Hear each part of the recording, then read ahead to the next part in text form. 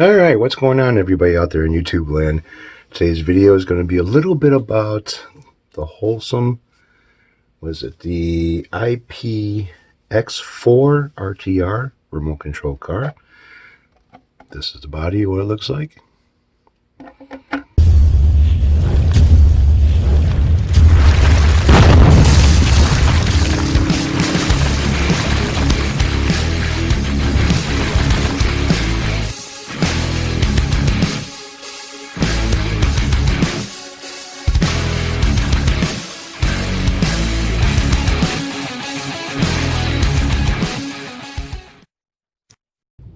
Alright, so I've had some time to putz around with this thing outside a little bit, and I have to say I am kind of impressed between the speed, the response, how fast it moves when you are working the controller itself.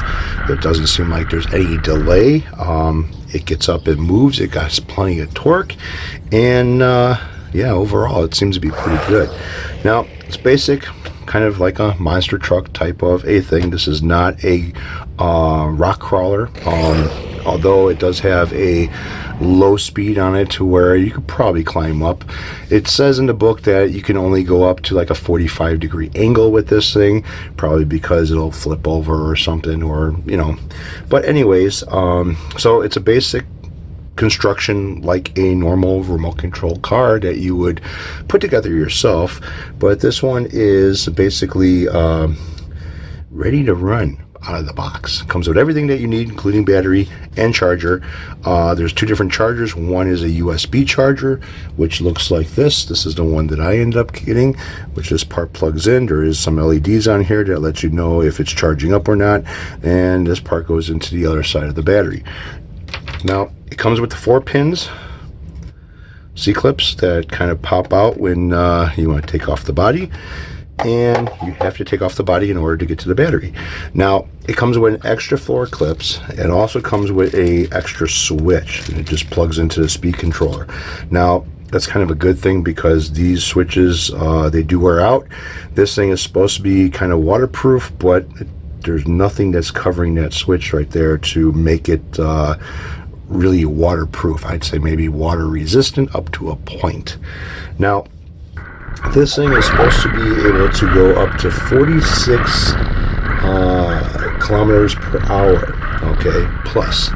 Now, roughly that is about, was it, say 20 some miles an hour, okay, higher, 20 miles an hour. And I gotta say that I bet you this thing is actually doing it, because between the torque and the speed with this thing, it takes off. As soon as you hit the throttle on the controller, it takes off. Now, this is the battery that it comes with. I would say upgrade it. This is a 7.4 volt, which is a 1600 mAh, which the 1600 could be like much higher of a number. It would probably be worth it to get it, because this battery only lasts about maybe 15 minutes. It takes longer to charge it than it does to kill it. And over here, as you can see, is the compartment where the battery goes. It's got a nice T-plug for it, and a nice cover to go over the battery that locks into place.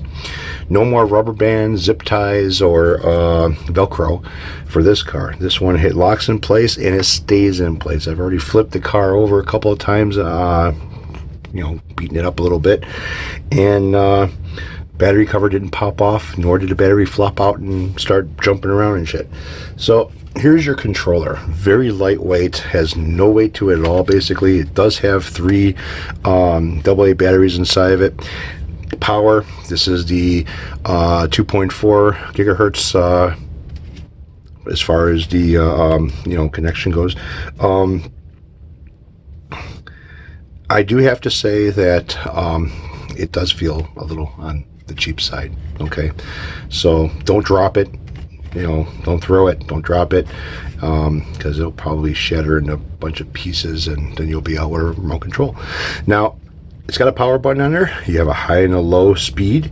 You also have a reverse and normal for your steering, which means you can have the left go left and the right go right, or you can have the left go right and the right go left, depending if you can't steer when the car is coming towards you.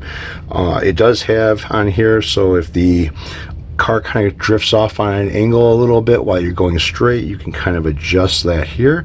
And then on this one here, which is kind of nice, is an overall as far as how sensitive the steering is. If you turn it down, the wheels are only going to turn so far. If you turn it all the way up, it gives you full turn on it. And I just leave it at full because I can sit there and adjust it slowly myself when I'm turning, so just like a car. This thing is pretty nice. I gotta say that the overall, as far as how it looks and stuff, may look like it's a cheap toy. All right, it's about $130 US. You probably get it for like 110. You know, depending on who you're shopping from or where you're shopping at. The back bumper on this is kind of like a hard plastic. Okay, it does not as flexible as the front bumper is.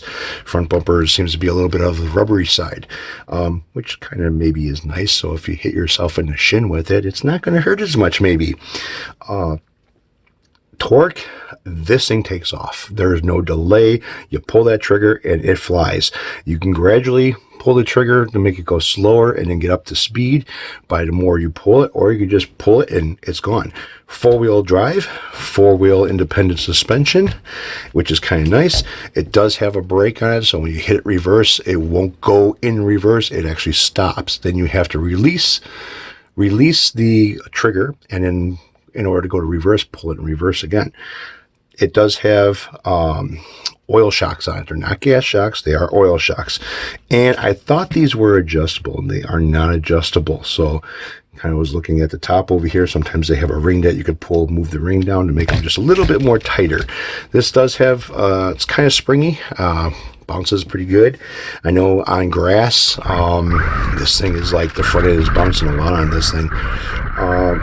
Overall, I think this is about maybe, I don't know, I would say anywhere between 6 to 4 pounds, something like that, with the battery and the body and everything on there.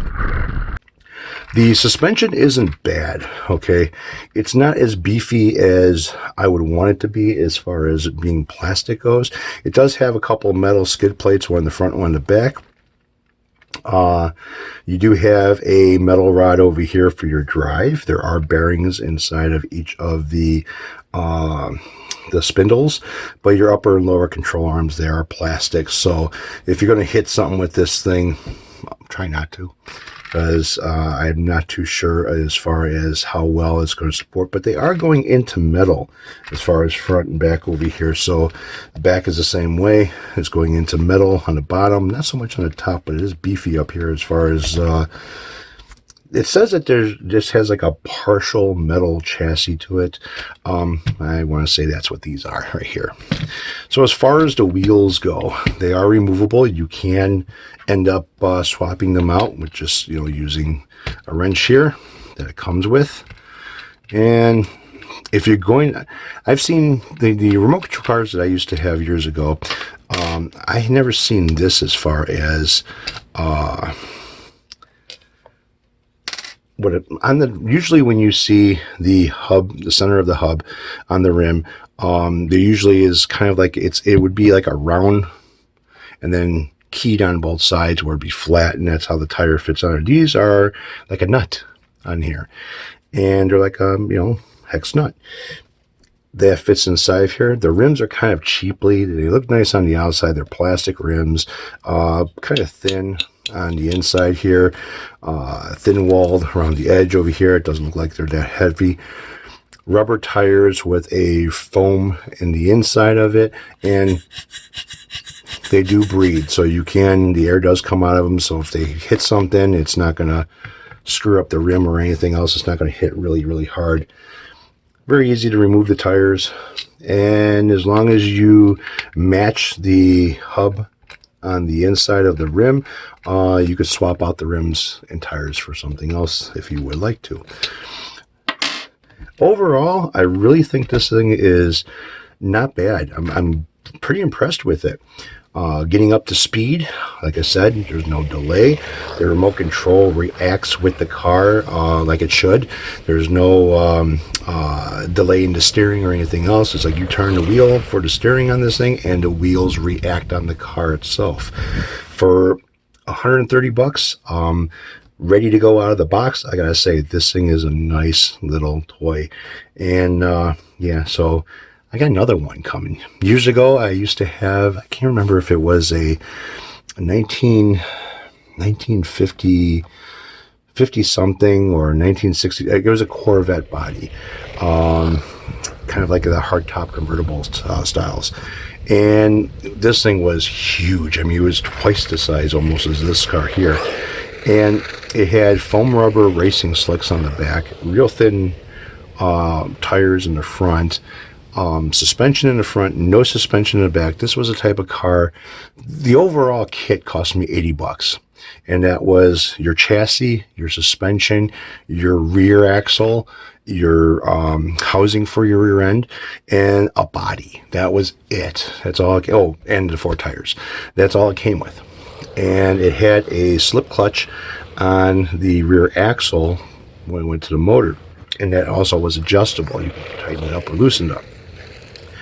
The car was a pro street race car, okay? It was a drag car. And the kit itself was like 80 bucks. But by the time I got done with the getting the electronics were like 800 bucks for this car. You had to buy a controller. You had to buy the battery. You had to buy the speed controller. You had to buy the motor. You had to buy the servo for the front wheels, for the steering. And then on top of that, you had to get a charger. And then batteries were also like a lot longer, about twice as longer, and maybe almost twice as wide as these are. And then you had no nice little cover for it. Either was Velcroed on, zip tied on, or the battery had these real heavy, thick rubber bands that you would put on there. That car there that I had, I can't remember what the speed was on that thing. But when I bought the car and I went to go get the electronics after I got the car done, again, it had the same type of a body where it was a clear plastic. You had to cut the wheels out where the wheels are, paint the inside of it to make it look like, you see it on the outside. And then the one that I had also had a cutout. You could either cut out the opening for the hood or leave it on there. But the kit came with a very large Hemi engine with a blower on it, and very highly detailed. You had to put the wiring on and everything else for the plastic engine. It did not, like, the belt didn't spin on it, but it did have a rubber belt on there. It was all for looks. If you do the gluing right and everything else, I ran that thing like crazy up and down the street and hit shit, and I never blew up the engine as far as the plastic one goes. But I wanted the car to go fast. The kit that I was looking at for the electronics, the speed controller, basically was, it had a reverse on it. I wanted speed, so the guy was telling me, we'll go with this speed controller. You have to sacrifice the reverse on it, so I went with that one. And I went with a motor that was called, electric motor, that was a toxic motor, I think it was called. And the way that thing fit inside there's a metal housing on the back. It was aluminum, and the motor fit onto the gear, or the motor sat inside there, and there was the gear on the one side with the slip clutch on there, and that thing was fast. I mean, if you were to light up the tires, like if there was some water on the pavement and you put the tires right on top of that thing and you kind of hit it really fast, you hold the back end a little bit, you smoke the tires. The tires would literally smoke on this thing. And you kind of did it if you were in professional racing with it, doing the drag racing, to make the tires a little bit more stickier so it holds the pavement. But that car used to fly. It had a wheelie bar in the back of it. The front end used to come off the ground. That thing was nice. Not so much of a shock absorber system on it as far as the rear goes. The front had like really small gas shocks on it. They're tiny. But yeah, that was a nice car. Now I got another one that's coming like that. It's one of these ones that is a RTR, ready to run out of the box. But it's more of a traditional race car as far as one of these remote control cars. So I think I'm done chewing your ear off. Like I said, I'm very impressed with this thing, and I got another one that's coming, and I'm going to start want to compare speed between this one and the other one, and handling and everything. But yeah, let's go outside and have some fun.